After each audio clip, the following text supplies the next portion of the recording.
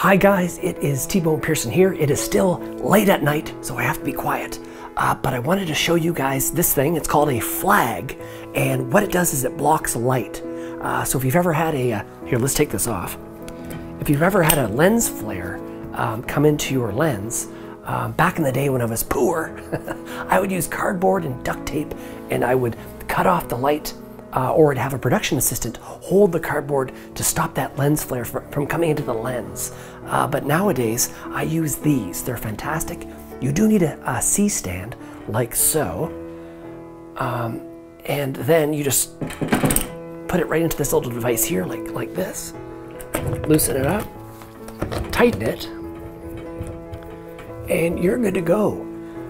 You can also do put gels and window patterns into this thing and do some interesting things with lights. There we go. So yes, it's called a flag. It's worth its weight in gold. I'm gonna buy some more of these. I think this one is made by Marshall. But anyways, guys, get flags. They will, make your life easier when you're shooting. I will talk to you guys later. Cheers, bye.